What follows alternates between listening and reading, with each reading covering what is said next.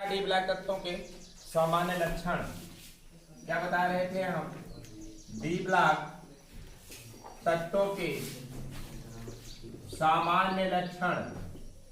D block तत्वों के सामान्य लक्षण में हमने 2-3 पॉइंट आप लोगों को बता दिया था। सबसे पहले हमने बताया था आप लोगों को कौन सा? इलेक्ट्रॉनिक विन्यास। क्या बताया था?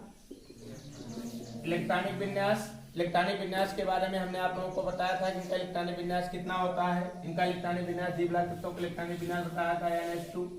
बाह्य कोश का इलेक्ट्रॉनिक विन्यास N(S1)R2 होता है, जबकि बाह्य कोश से पिछले कोश का इलेक्ट्रॉनिक विन्यास कितना होता है? N-1s2, N-1p6 और N-1 D1(2)10 होता है। पहले इलेक्ट्रॉनिक विन्यास बता दिया गया था। दूसरी बात क्या बताया गया था? दूसरा क्या बताया गया था आप लोगों को? विभिन्न ऑक्सीकरण अवस्थाएं। विभिन्न क्या बताया गया था? ऑक्सीकरण अवस्थाएं, ये बताया गया था। इनकी ऑक्सीकरण अवस्थाएं विभिन्न प्रकार की होती है। हमने बताया था जब हम डी ब्लॉक तत्वों में थर्ड ग्रुप से बढ़ना शुरू करते हैं, थर्ड बी से मतलब कि दूसरा कितने से?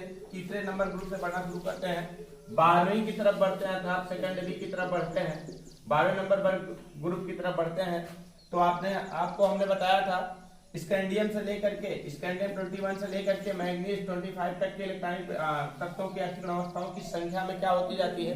वृद्धि होती जाती है, उसके बाद कमी होती जाती है। और ये परिवर्तित ऑक्सीकरण संख्या प्रदर्शित करते हैं, मतलब कि किसी यौगिक में कुछ ऑक्सीकरण संख्या होगी, किसी यौगिक में कुछ ऑक्सीकरण संख्या होगी। इसका रीजन हमने बताया था क्यों? क्योंकि इनका बाह्य कोश और बाह्य कोश से एक कोश, पिछले बाह्य कोश से एक कोश पहले डी ऑर्बिटल दोनों क्या होते हैं? अपूर्ण होते हैं। दोनों अपूर्ण होने के कारण परिवर्तित ऑक्सीकरण संख्या प्रदर्शित करते हैं। अगला आपको बताया जाएगा धात्विक प्रकृति। तीसरा क्या बताया जाएगा आप लोगों को? क्या? धात्विक प्रकृति। देखिए धात्विक प्रकृति। धात्विक प्रकृति क्या होती है?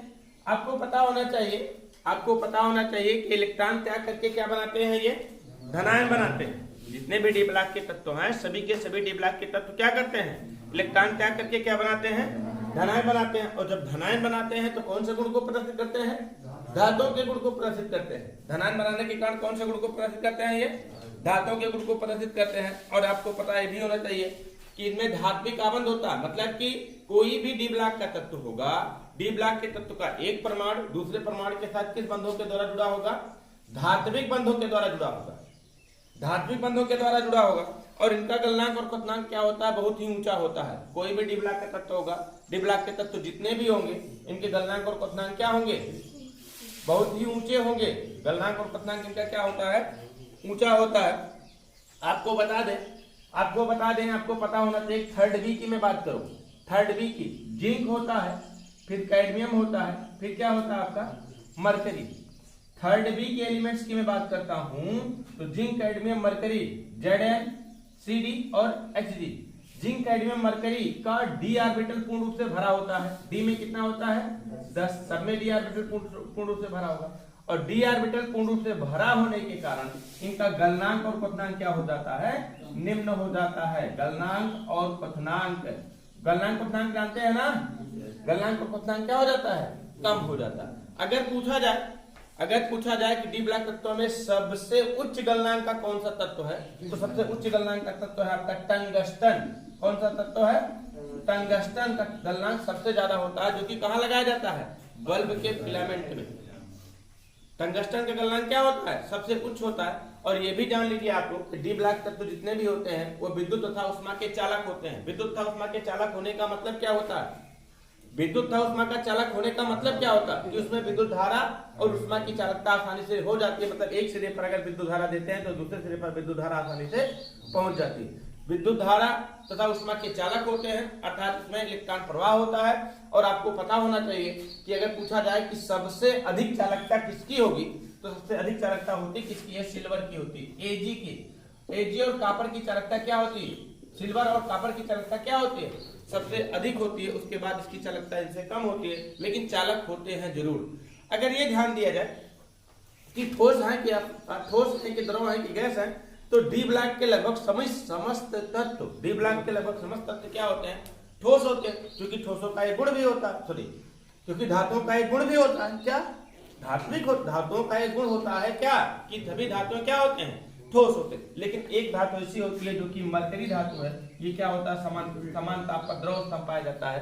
उसी तरीके से कैडमियम और जिंक भी थोड़ा सा नर्म धातुओं के अंतर्गत आता है और इनके गलनांक और पतनांक इसलिए क्या होते हैं, बहुत ही कम होते हैं। कुल मिलाकर के धात्विक प्रकृति के अंतर्गत इतना जानिए कि डी ऑर्बिटल तथा डी ऑर्बिटल बाह्य कोष तथा बाह्य कोष से एक कोष पहले डी ऑर्बिटल क्या होता है, खाली होता है और खाली होने के कारण इलेक्ट्रॉन त्याग करके धनात्मक बनाने की प्रवृत्ति रखते हैं और इलेक्ट्रॉन त्याग करके धनात्मक बनाने की प्रवृत्ति रखते हैं। इसलिए समस्त डी ब्लॉक के तत्व क्या होते हैं, धातु होते हैं और इनके परमाणुओं के मध्य क्या पाया जाता है, धात्विक आबंध पाया जाता है, धात्विक आबंध पाया जाता है। और दूसरा समझिए आप लोग, धात्विक आबंध पाए जाने के कारण धात्विक आबंध पाया जाता है और ये क्या होते हैं, ठोस होते हैं। क्या होते हैं, ठोस होते हैं। और जब ठोस होते हैं इनके गलनांक और पतनांक क्या हो जाते हैं, बहुत उच्च होते हैं। एक वर्ग है थर्ड भी, जिसमें जिंक कैडमियम मरकरी को रखा जाता है। जिंक कैडमियम मरकरी में डी ऑर्बिटल पूर्ण रूप से भरे होने के कारण इनके गलनांक और पतनांक क्या होते हैं, निम्न होते हैं। और यही कारण है कि मरकरी थोड़ा सा किस अवस्था में पाया जाता है, समान ताप पर किस अवस्था में पाया जाता है, द्रव अवस्था में पाया जाता है ना। तो लिख लीजिए धात्विक प्रकृति, धात्विक प्रकृति के बारे में लिखिए। डी ब्लॉक के सभी तत्व धातु हैं, डी ब्लॉक के सभी तत्व धातु हैं। इनके बाह्य कोश के एस ऑर्बिटल में एक या दो इलेक्ट्रॉन धातु हैं। डी ब्लॉक के सभी तत्व धातु हैं। इनके बाह्य कोश के एस ऑर्बिटल में एक या दो इलेक्ट्रॉन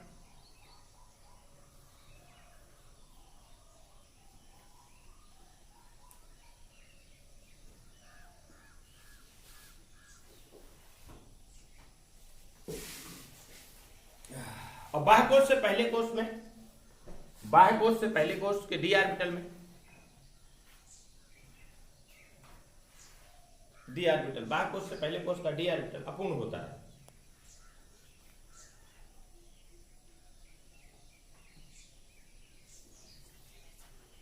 अपूर्ण होता है। बाह्य कोश से पहले कोश का डी ऑर्बिटल अपूर्ण होता है। संक्रमण धातु चमकीले होते हैं।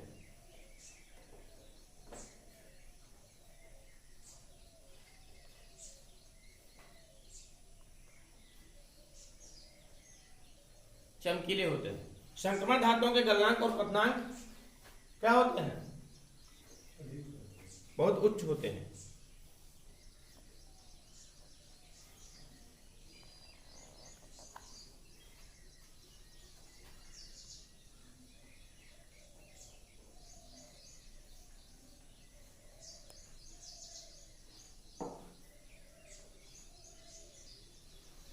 संक्रमण धातुओं में परमाणुओं के मध्य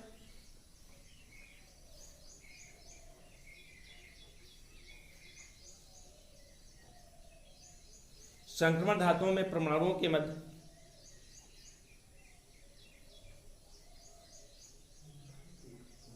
धात्विक आबंध पाए जाने के कारण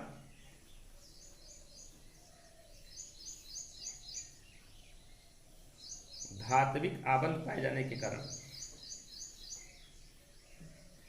ये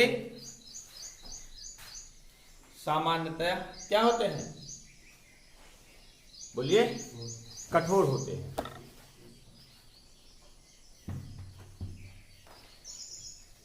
ये सामान्यतया कठोर होते हैं। इनके गलनांक और पतनांक उच्च होते हैं। दिखाया हमने, हाँ। देखिए, zinc cadmium mercury, zinc cadmium mercury के गलनांक निम्न होते हैं।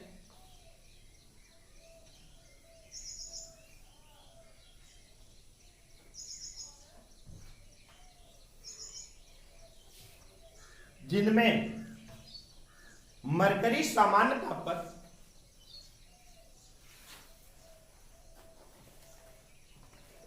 मरकरी सामान्य ताप पर किस अवस्था में पाई जाती है, द्रव अवस्था में पाई जाती है।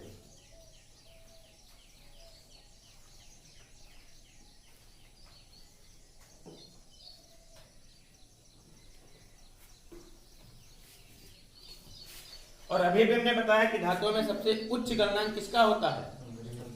देखिए, धातुओं में सबसे उच्च गलनांक की धातु टंगस्टन है।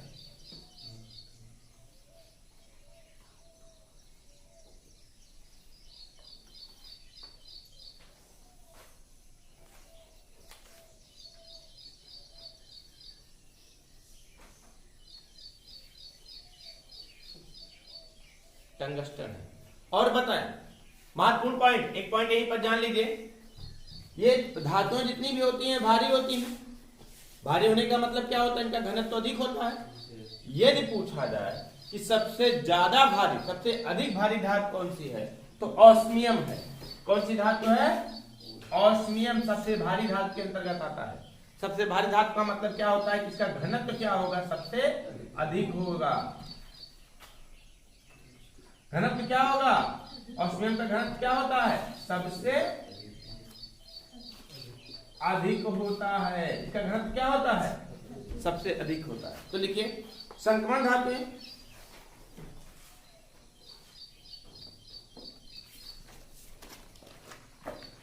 धातुओं में सबसे भारी धातु ऑस्मियम है।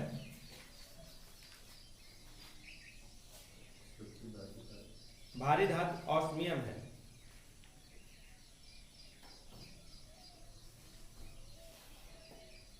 और लास्ट पॉइंट हमने बताया था आप लोगों को कि संक्रमण धातु में विद्युत तथा उष्मा के क्या होते हैं?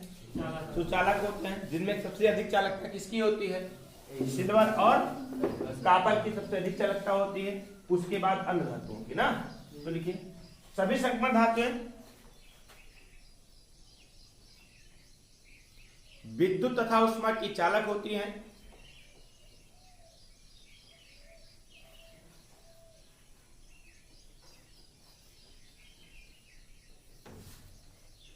विद्युत तथा उष्मा की चालक होती हैं जिनमें सबसे उच्च चालकता, जिनमें सबसे उच्च चालकता किसकी होती है? सिल्वर और कॉपर की होती है।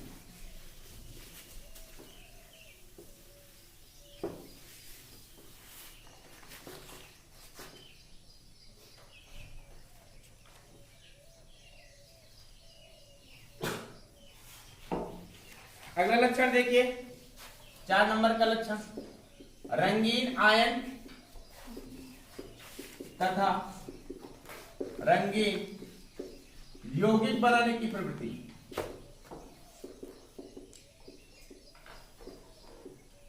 रंगीन आयन तथा रंगीन यौगिक बनाने की प्रवृत्ति।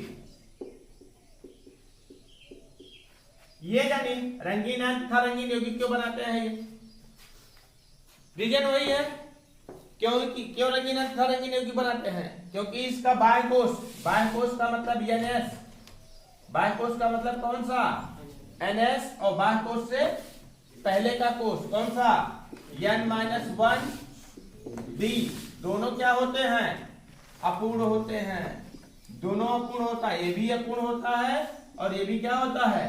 अपूर्ण होता है। दोनों अपूर्ण होने के कारण ये किसका निर्माण करते हैं? रंगीन आयन और रंगीन यौगिक का निर्माण करते हैं। कौन कौन सा कोश? बाह्य कोश भी, और बाह्य कोश से एक कोश पहले का कौन सा ऑर्बिटल? D orbital. दोनों अपूर्ण होता है और दोनों अपूर्ण होने के कारण ये रंगीन आयन और रंगीन यौगिक बनाने की प्रवृत्ति रखते हैं। रंगीन आयन तथा रंगीन यौगिक बनाते हैं। तो लिखिए संक्रमण धातुएं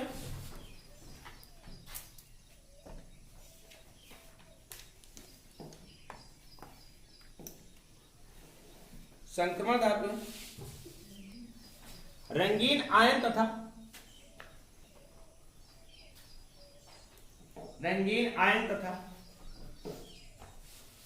रंगीन यौगिक बनाने की प्रवृत्ति रखते हैं।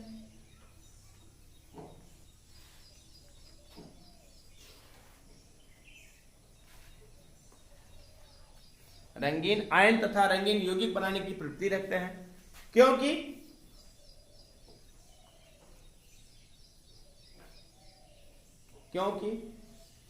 इनका बाह्य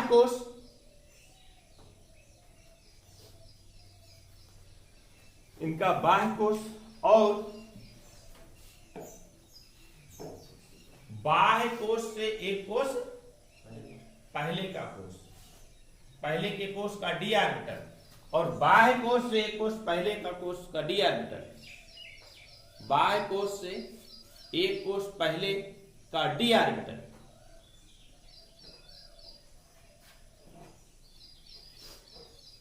दोनों ही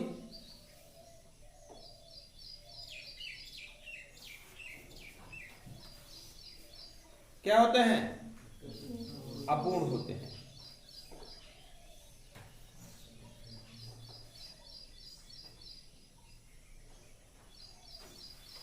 दोनों ही अपूर्ण होते हैं।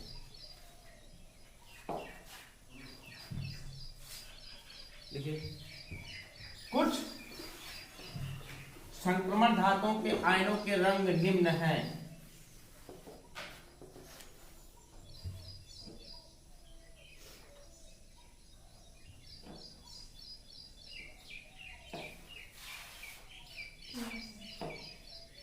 वेनेडियम से शुरू करेंगे यहां पर। वेनेडियम 2 पॉजिटिव, वेनेडियम में कितना होगा? 3d3 ना होगा कि नहीं होगा? वेनेडियम के बाद किसका?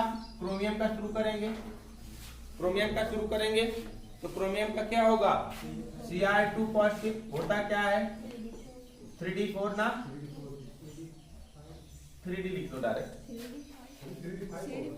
नहीं इसमें 4 ही लिखोगे, और D4 होगा, और क्रोमियम के बाद कौन सा आ जाएगा आपका?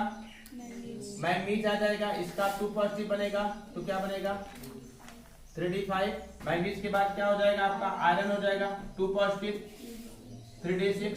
आयरन के बाद कोबाल्ट, 3d7, और फिर 2 पॉजिटिव बनेगा जी।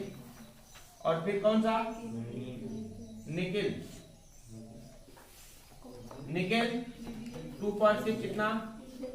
3d8। उसके बाद देखिए कौन सा आपका बनेगा? कॉपर। नीचे मैं लिख दे रहा हूं, एक लाइन में लिख लीजिएगा आप लोग, 3d9, और फिर जिंक, जिंक, और 2 पॉजिटिव, और फिर 3d10। अगर मैं इसकी बात करता हूं, सभी आयंस के रूप में दिखाएंगे है ना, और डी ऑर्बिटल सबका अपूर्ण है, जबकि जिंक का डी ऑर्बिटल क्या है? पूर्ण रूप से भरा हुआ है। अगर मैं इसकी बात करता हूं तो किस रंग का होगा? ये बैगनी रंग का होगा। किस रंग का होगा? बैगनी रंग का होगा। दूसरा वाला हरा होगा, और मैंगनीज Mn2 पॉजिटिव क्या होगा? हल्का गुलाबी रंग होगा।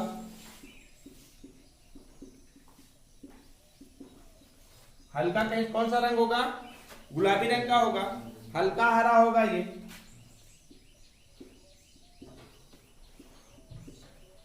हल्का हरा होगा, फिर ये गुलाबी होगा और हरा होगा। ये किस रंग का होगा? गुलाबी रंग का होगा। ये किस रंग का होगा? हरे रंग का होगा। और ये जो होगा आपका नीला होगा। और बताएं, डी में पूर्ण रूप से भरा हुआ है, अपूर्ण नहीं है, पूर्ण रूप से भरा हुआ है, इसलिए क्या हो जाता है? रंगहीन हो जाता है। अब समझ गए कि नहीं? यहीं से पता चल गया कि डी ऑर्बिटल क्या होता है। डी ऑर्बिटल आंशिक रूप से भरे होने के कारण, डी ऑर्बिटल का आंशिक रूप से भरे होने के कारण इनके रंग होते हैं, कोई ना कोई इनके विशेष रंग होते हैं। जबकि जिंक में क्या है? जिंक में डी ऑर्बिटल पूर्ण रूप से भर गया, इसलिए क्या हो जाता है? आपका रंगीन हो जाता है। इसको नोट कर लीजिए आप लोग।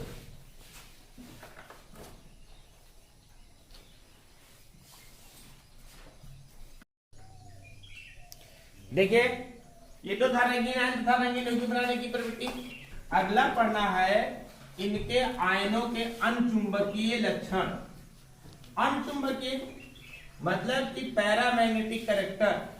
अनचुंबकीय लक्षण किसे बोला जाता है? पैरामैग्नेटिक कैरेक्टर किसे कहते हैं?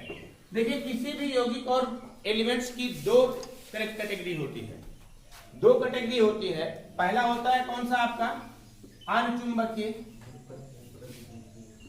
पहला कौन सा होता है? अनचुंबकीय। और दूसरा कौन सा होता है आपका? प्रतिचुंबकीय। प्रतिचुंबकीय। अनचुंबकीय का मतलब पैरामैग्नेटिक। क्या? पैरामैग्नेटिक। और प्रतिचुंबकीय का मतलब क्या होता है? डायामैग्नेटिक। पैरामैग्नेटिक और डायमैग्नेटिक। मैं बात करता हूं पैरामैग्नेटिक की, तो पैरामैग्नेटिक किसे कहा जाएगा, मैं आप लोगों को एग्जांपल के थ्रू बताने का प्रयास करता हूं। जैसे हमने लिया एक एलिमेंट आयरन ले लिया, इसका इलेक्ट्रॉनिक विन्यास करना शुरू किया हमने। कितना इलेक्ट्रॉनिक विन्यास 1s2। सॉलिड स्टेट में शायद बताया गया है ये चीज 26 होगा। सॉलिड स्टेट में बताया गया आप लोगों को 1s2 2s2 2p6 3s2 3p6 3d6 और 4s2 होगा कि नहीं होगा। अगर मैं d ऑर्बिटल को बनाता हूं, d कितने ऑर्बिटल होंगे, 3d में कितने ऑर्बिटल होंगे, 5 ऑर्बिटल होंगे ना, कितने होंगे, मैं 3d वाले का बना रहा हूं, 5 होंगे। सब में कितने कितने इलेक्ट्रॉन भरेंगे, सबसे पहले by Hund's rule, Hund law का प्रयोग करके सब में एक एक इलेक्ट्रॉन भरेंगे। सबसे पहले 5 हो गया, 6 भरना है और एक क्या हो जाएगा आपका पेयरिंग हो जाएगा, है ना।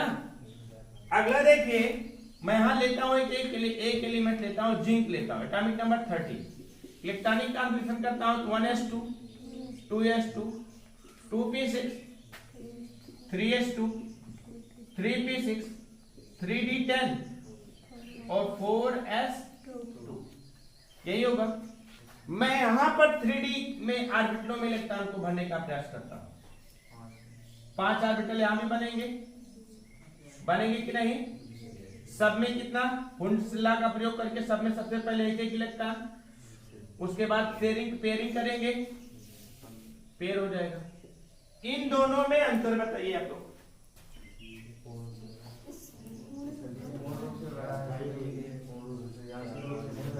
इन दोनों में अंतर क्या है, ये आपके इनमें अनपेयर्ड इलेक्ट्रॉन पूछा जाए, अनपेयर्ड इलेक्ट्रॉन मतलब अयुग्मित इलेक्ट्रॉन, अयुग्मित इलेक्ट्रॉन की बात किया जाए तो 0, और इसमें अयुग्मित इलेक्ट्रॉन की बात किया जाए, अनपेयर्ड इलेक्ट्रॉन की बात किया जाए तो कितने, 4।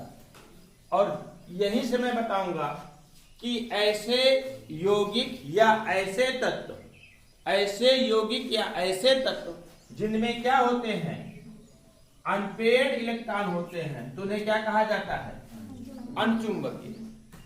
ये चुंबक के द्वारा क्या किया कर लिए जाते हैं, आकर्षित कर लिए जाते हैं। तो इस प्रकार के पदार्थ को कौन सा पदार्थ बोला जाएगा, अनचुंबकीय पदार्थ या अनचुंबकीय यौगिक या अनचुंबकीय तत्व बोला जाएगा। और जिनमें अनपेयर्ड इलेक्ट्रॉन नहीं होते हैं, पूरे के पूरे ऑर्बिटल में इलेक्ट्रॉन क्या होते हैं, फुलफिल होते हैं, उन्हें क्या कहा जाएगा, प्रचुंबकीय कहा जाएगा। ये चुंबक के प्रति आकर्षित नहीं होते। समझ गए कि नहीं। अगर मैं डी ब्लॉक की बात ना करूं, पूरा का पूरा डी ब्लॉक ना बात करूं, आपको पता होना चाहिए कि डी ब्लॉक के अंतर्गत मैं पूरा डी ब्लॉक की चर्चा करूंगा, तो डी ब्लॉक के अंतर्गत एक ऐसा जो है एलिमेंट वर्ग है 12 नंबर का वर्ग, सॉरी एक ऐसा वर्ग है 14 नंबर का वर्ग, थर्ड बी वाला, सेकंड बी वाला जिंक कैडमियम मरकरी वाला। जिंक कैडमियम मरकरी में डी ऑर्बिटल क्या होता है, कंप्लीटली फुलफिल होता है, पूरा का पूरा क्या होता है, भरा होता है। जब पूरा का पूरा भरा होगा तो इसका मतलब क्या हो जाएगा कि वो किस लक्षण को प्रदर्शित करेगा, प्रचुंबकीय लक्षण को प्रदर्शित करेगा, अर्थात डायमैग्नेटिक कैरेक्टर को प्रदर्शित करेगा। इसलिए मैं पूरे डी ब्लॉक की बात नहीं करूंगा, मैं सिर्फ कहूंगा कौन सा, संक्रमण तत्व की बात करूंगा। और आपको पता होना चाहिए कि जहां संक्रमण तत्व की बात आती है वहां पर जिंक कैडमियम मरकरी वर्ग को क्या कर दिया जाता है, छोड़ दिया जाता है। तो जितने भी संक्रमण तत्व होंगे और उनके यौगिक जितने भी होंगे सभी के सभी क्या होंगे, आपके अनचुंबकीय होंगे। रीजन क्या होगा, हमने रीजन बता दिया है, क्योंकि उनके डी ऑर्बिटल में क्या होंगे, अनपेयर्ड इलेक्ट्रॉन होंगे, अयुग्मित इलेक्ट्रॉन होंगे, और अयुग्मित इलेक्ट्रॉन होने के कारण सभी के सभी संक्रमण धातुएं और उनके यौगिक किस लक्षण को प्रदर्शित करते हैं, अनचुंबकीय लक्षण को प्रदर्शित करते हैं। समझ गए कि नहीं, समझ गए ना, समझ गए ना। तो लिखिए अनचुंबकीय, हेडिंग बनाइएगा, आयनों और यौगिकों का अनचुंबकीय लक्षण, आयनों और यौगिकों का अनचुंबकीय लक्षण।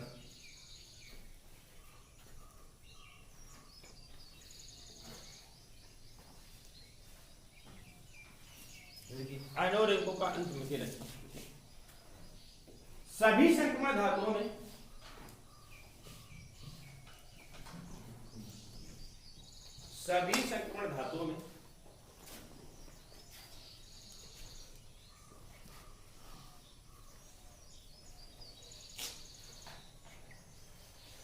डी ऑर्बिटल में अयुग्मित इलेक्ट्रॉन होने के कारण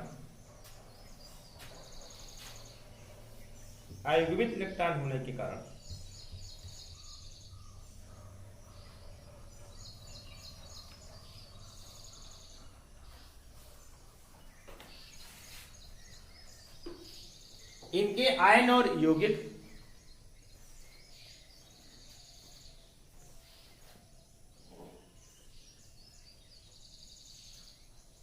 अनुचुंबकीय लक्षण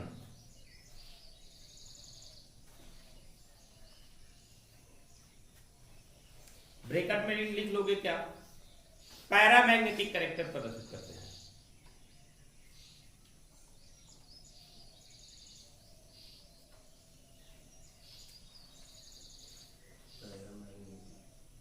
पैरामैग्नेटिक लक्षण प्रदर्शित करते हैं।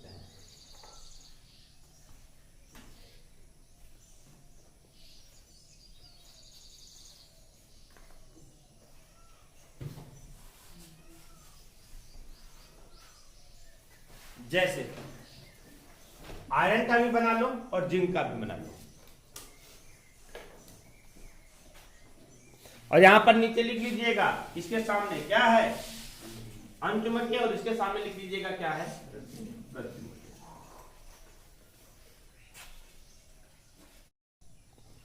ये तो था आपका क्या? अनुचुंबकीय और प्रतिचुंबकीय लक्षण के बारे में, डी ब्लॉक तत्वों के बारे में, अर्थात क्या कहते हैं संक्रमण तत्वों के बारे में अनुचुंबकीय लक्षण बताया गया। अब आपको पढ़ना है संकुल आयन, संकुल यौगिक बनाने की प्रक्रिया। सबसे पहले जानिए संकुल यौगिक, कॉम्प्लेक्स कंपाउंड या उपसंयोजन यौगिक किसे कहा जाता है? कहते किसे? संकुल आयन, संकुल यौगिक कहते किसे? मैं इसको आप लोगों को एग्जांपल के थ्रू बताने का प्रयास करूंगा, तभी समझ पाओगे कि संकुल आयन बनाता है क्या। संकुल आयन, तो सबसे पहले जानिए संकुल यौगिक होता क्या है। संकुल यौगिक या संकुल आयन इसे कहा जाता है कॉम्प्लेक्स कंपाउंड। क्या कहते हैं? कॉम्प्लेक्स कंपाउंड कहते हैं। इसी को उपसंयोजन कंपाउंड कहते हैं। उपसंयोजन यौगिक कहा जाता है कॉम्प्लेक्स कंपाउंड।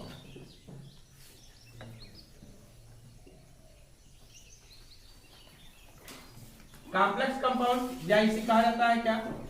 उपसंयोजन यौगिक। जानिए कि उपसंयोजन यौगिक कहते किसे हैं। मैं एग्जांपल बताऊंगा। जैसे एक यौगिक आप लोगों ने अक्सर पढ़ा होगा K4FeCN6। K4FeCN6 अक्सर यौगिक आप लोगों ने पढ़ा होगा। इस तरीके के कंपाउंड आप लोगों ने अक्सर देखा होगा कि नहीं? कहीं ना। तो ये यौगिक कौन से यौगिक कहलाते हैं? संकुल यौगिक या कॉम्प्लेक्स कंपाउंड कहलाते हैं। इनकी परिभाषा क्या होती है? इनकी परिभाषा यह होती है कि ऐसा यौगिक जो गलित अवस्था में तथा विलयन में अपनी पहचान को बनाए रखते हैं, अपनी पहचान को खोते नहीं है, तो इस प्रकार के यौगिक को कौन सा यौगिक कहते हैं? संकुल यौगिक या कॉम्प्लेक्स यौगिक कहा जाता है, कॉम्प्लेक्स कंपाउंड कहा जाता है। इनमें देखिए केंद्रीय धातु प्रमाण होता है। ये तो एक कंपाउंड लिखा, इसे इस तरीके से हजारों कंपाउंड है। इनमें देखिए एक सेंटर मेटल एटम होता है। सेंटर मेटल एटम मतलब केंद्रीय धातु प्रमाण, और ये जो केंद्रीय धातु प्रमाण होगा मुख्यतः कौन सा होगा? आपका संक्रमण धातुओं का होगा। किसका होगा? संक्रमण धातुओं का ही होगा। समझ पा रहे ना?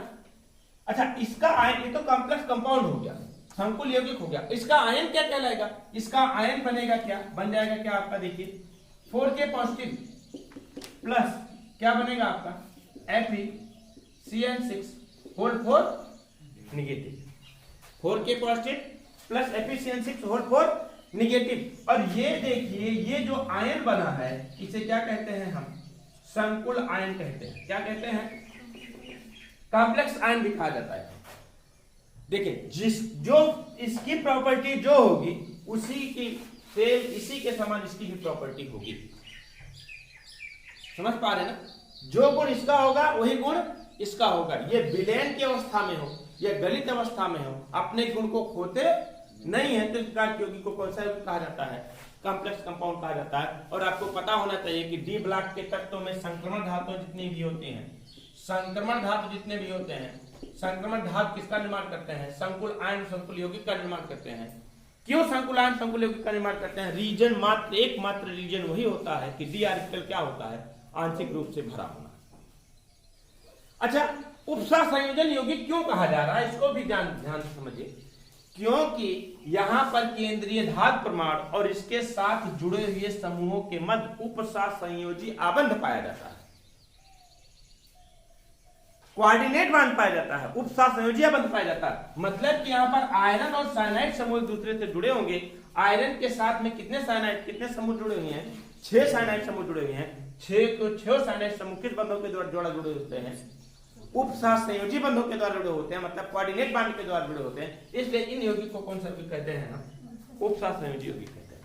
कौन सा यौगिक कहते हैं? उपसह संयोजी यौगिक कहते हैं। और डी ब्लॉक में क्या होता है? डी ब्लॉक आंशिक रूप से भरे होते हैं, और आंशिक रूप से भरे होने के कारण ये किस प्रकार के बांध का निर्माण करते हैं? उपसह संयोजी बंधों का निर्माण करते हैं। और उपसह संयोजी बंधों का निर्माण करने के कारण ये किस प्रकार के यौगिक का निर्माण करते हैं? उपसह संयोजन यौगिक का निर्माण करते हैं। परेशान मत होइएगा, यहाँ पर हमें लगता है कि हमने जितना बताया उतना समझ में आ गया होगा, लेकिन उपसह संयोजन यौगिक का एक चैप्टर ही आगे आप लोगों को पढ़ना और सिलेबस में भी है। कई उपसह संयोजन यौगिक बताए जाएंगे वहां पर, लेकिन इतना सिर्फ जानिए कि यहाँ पर केंद्रीय मेटल एटम जो होगा, केंद्रीय धातु प्रमाण जो होगा, केंद्रीय मेटल एटम जो होगा, वो सिर्फ किसका होगा? तो आपका संक्रमण धातुओं का होगा। बस इतना जानिए। तो लिखिए डी ब्लॉक के तत्वों, हेडिंग डालिए संकुल आयन संकुल यौगिक बनाने की प्रवृत्ति।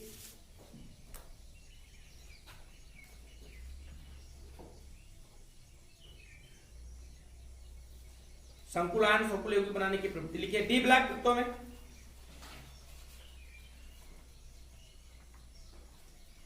डी ऑर्बिटल में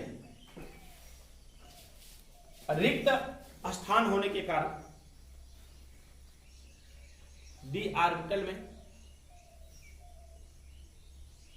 या डी ऑर्बिटल रिक्त होने के कारण, अच्छा लिखिए, डी ऑर्बिटल रिक्त होने के कारण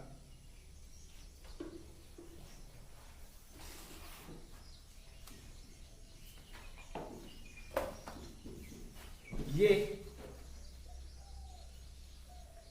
संकुल आयन और संकुल यौगिक बनाने की प्रवृत्ति रखते हैं।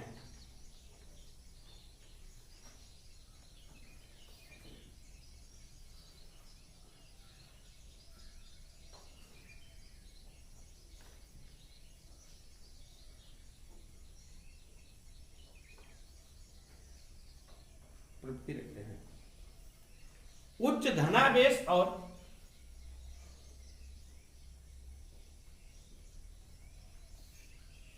आयनों की त्रिज्याएं छोटी होने के कारण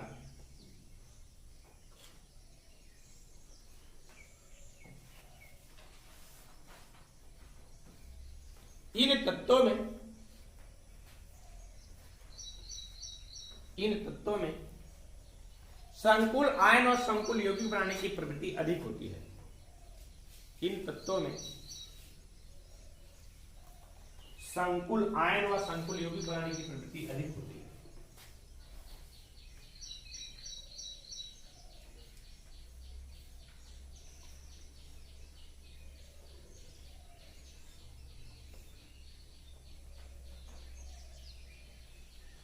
जैसे कौन सा? K4 Fe6,